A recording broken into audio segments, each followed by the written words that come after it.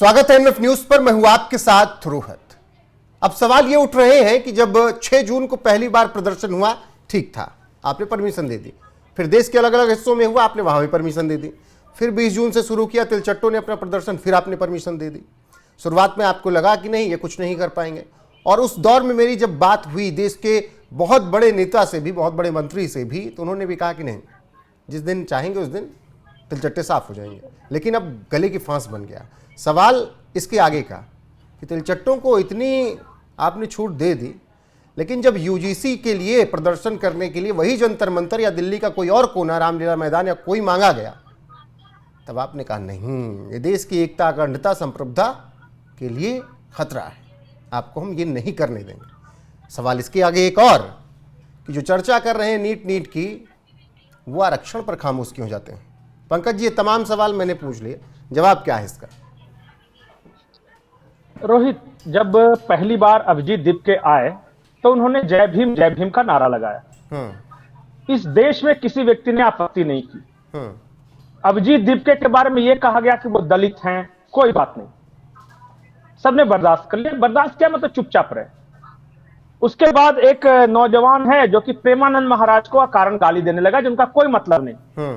और वो आज भी बयान में कह रहा है कि वो आज भी अपने बयान में कह रहा है कि मैंने बर्गर खाया तो मनवादियों को दिक्कत होगी। हम सब खामोश रहे, देश ने कभी इसे कास्ट एंगल से नहीं देखा। उसी जंतर मंतर पर आप देखिए कि ब्राह्मणवाद की छाती पर और ब्राह्मणवाद मुर्दाबाद, और ये एक तो नारा लग रहा है कि मनुवाद, वो सब बहुत पुराना हो गया, अब नाराय तकवीर नया है। हाँ, ये लग रहा है किसी ने अभी तक, एक स्टूडेंट ने एक शब्द कहा नहीं कहा। लेकिन उसी जंतर मंतर पर आप जाकर कह दिए कि शिक्षा प्रणाली सुधारना है, लेकिन सबसे बड़ी शिक्षा प्रणाली में जो खामी है वो है रिजर्वेशन। सिर्फ इतना बोल के आप देखिए, उसके बाद आपकी क्या हालत वहां हो जाती है। उसी जंतर मंतर पे जो एजुकेशन सिस्टम को सुधारने के लिए इतना बड़ा आंदोलन हो रहा है, उस एजुकेशन सिस्टम के बारे में आप जाके सिर्फ इतना बोलिए कि मेरिटोरियस स्टूडेंट को मौका मिलना चाहिए। फिर देखिए आपके साथ क्या होता है। आप जाकर सिर्फ एक सवाल कर दीजिए, ये जो मरे हैं ना छात्र नीट वाले में, उनमें से अधिकांश 90% छात्र ओपन कैटेगरी के हैं। ये बात जाकर आप जंतर मंतर पे बोल दीजिए कि तुम्हें उनके लिए मुआवजा चाहिए ना। ओपन कैटेगरी के छात्र ही क्यों मरे, जनरल कैटेगरी के ही क्यों आत्महत्या की? तभी सवाल को जाकर पूछ लीजिए, और उसके बाद आपकी मॉब लिंचिंग हो सकती है। पहले आपको बोला जाएगा मोदी मीडिया, एंगल ये भी है, फिर उसके बाद आप पर अटैक होगा, क्योंकि उनके पास तो आपने बड़े टफ सवाल कर लिए। मैं सिंपल सवालों के जवाब नहीं थे उनके पास। वो केवल भीड़ में है इसीलिए बोल ले रहे हैं।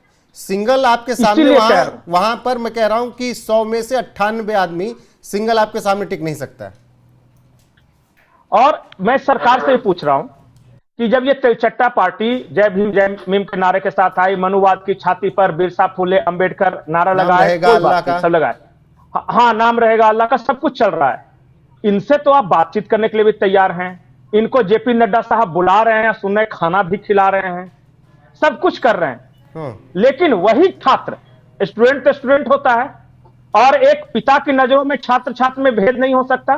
सरकार तो पिता की तरह है। लेकिन यही एजुकेशन वाले मुद्दे पर, जेपीएस यूजीसी वाले मुद्दे पर जब छात्र मांग कर रहे थे तो नड्डा जी के पास टाइम नहीं था, मोदी जी के पास टाइम नहीं था, शाह जी के पास टाइम नहीं था, किसी के पास समय नहीं था। एक समय मिला किसी के। मैं ये नहीं कह रहा हूं कि उनको समय ना दो, मैं ये कह रहा हूं कि तुम हमारे साथ अन्याय क्यों कर रहे हो। यूजीसी पर गर्मी और तिलचट्टों पर नरमी। Modi ji, why this Kolaveri. मतलब 20-22% आबादी सवर्णों की भी है। उनकी हो सकता है कि उनका तर्क ठीक ना हो, लेकिन उनकी बात सुनने में क्या बुराई है? अगर यही धर्मेंद्र प्रधान का इस्तीफा तो उस वक्त यूजीसी में ही मांग रहे थे ना। उस वक्त तो आपने चर्चा की बात नहीं की लोकसभा के अंदर या राज्यसभा के अंदर। उसी धर्मेंद्र प्रधान के इस्तीफे पर ये जय भीम जय वाले या फूले वाले आ गए, तब आप चर्चा करने के लिए तैयार हो? क्या मोदी आप औकात में पूछ रहे हैं कि तुम्हारी यही हैसियत है, तुम्हारी संख्या कम है इसलिए तुम्हारी जायज मांगे भी हम नहीं सुनेंगे? मैं सिर्फ इतना पूछना चाह रहा हूं, यूजीसी में जो प्रदर्शन भी हुए, छात्र के साथ अन्याय और दूसरे के साथ न्याय, ऐसा क्यों? यूजीसी में जब प्रदर्शन भी हुए, प्रोटेस्ट भी हुए देश में, तो वहां पर देश विरोधी नारे नहीं लगे, वहां नाराए तकबीर नहीं लगा, वहां ये नहीं कहा गया कि सीता और नीता के पति ठीक है, वहां पर बांग्लादेश से फूड ऑर्डर नहीं हुआ, वहां पर कतर से बर्गर पिज्ज़ा नहीं आया, वहां पर सनातनियों को गाली नहीं दी गई, या देश विरोधी नारे नहीं लगे, या पुलिस को नहीं मारा गया, पत्थर नहीं मारे गए। वहां पर प्रदर्शन हुआ तो जितने दिन भी चला मांग रखी गई और फिर सब निकल गए। बिल्कुल। और एक बात और है, वहां ऐसा नहीं है कि सवर्णों का प्रदर्शन था तो हमने अंबेडकर जी को के बारे में अपशब्द कहें या ज्योतिबा फुले के बारे में कहे, नहीं कहा ना। लेकिन यहां बिना वजह के प्रेमानंद महाराज के बारे में, मतलब उनको क्या लेना देना नीट से। लेकिन चूंकि वो भगवान वस्त्र धारण करते हैं, चूंकि वो हिंदुत्व की बात करते हैं, चूंकि वो सनातन की बात करते हैं, तो गालियां देना शुरू कर दिया। मेरा सवाल जायज है कि नहीं? ये जंतर मंतर अगर एजुकेशन पॉलिसी में सुधार के लिए, व्यापक बहस के लिए है, तो क्या रिजर्वेशन पॉलिसी उस बहस का हिस्सा नहीं होना चाहिए? बात तो करो। नहीं, ये तो सुनते ही पागल हो जा रहे हैं, सुनने को तैयार नहीं है ना। तो फिर मैं कैसे मान लूं कि एजुकेशन पॉलिसी में सुधार के लिए है? ये छात्रों के हित के लिए है। जो छात्र मरे हैं, जिन्होंने आत्महत्या की है, उनमें से अगर 90% अरे ओपन जो छात्र कैटेगरी के गए छात्र हैं, उनकी तो फिर फोटो क्यों लगा नहीं? के वहां डांस कर रहे हैं, तो इतनी संवेदना समझ सकते हैं कितनी होगी उन छात्रों से। इनको लड़ाई नाच लड़ रहे रहे हैं, चल हैं। छैया छैया पर। बिल्कुल। और लड़ाई लड़ रहे हैं कि तुमने ब्रेड पकौड़ा क्यों खाया, मैंने बर्गर क्यों खाया। नहीं, कचौड़ी, ब्रेड पकौड़ा नहीं था। लड़ाई है कचौड़ी वर्सेस, एक और मेरा सवाल है, कचौड़ी वर्सेस बर्गर की। हाँ, एक और मेरा सवाल है, ऐसा नहीं कि सिर्फ जाति के नाम पे एजुकेशन सिस्टम में भेदभाव है। प्लीज ऐसा मत लीजिएगा कि मैं सिर्फ सवर्णों की बात कर रहा हूं और किसी को छोड़ रहा हूं। क्षेत्र के आधार पर भी भेदभाव है। जैसे उदाहरण के तौर पे कर्नाटक में अगर आप 65% लाते हैं तो आप डॉक्टर बन सकते हैं, लेकिन यही यूपी और बिहार में अगर आप 85% भी लाते हैं फिर भी डॉक्टर नहीं बनेंगे। दोनों तो देश के नागरिक है ना। इतना भेदभाव क्यों? ये तो क्षेत्र के आधार पर भेदभाव हुआ ना।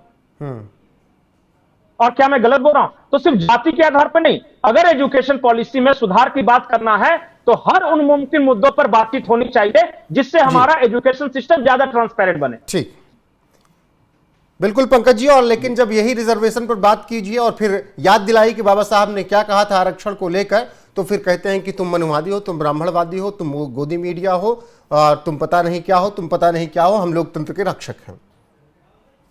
बाकी दर्शक बताएंगे कि अगर इतना ही बच्चों के लिए परेशान हैं दीपके, सौरभ दास, राका और जितने आका हैं वहाँ पर, तो रिजर्वेशन पर बात क्यों नहीं।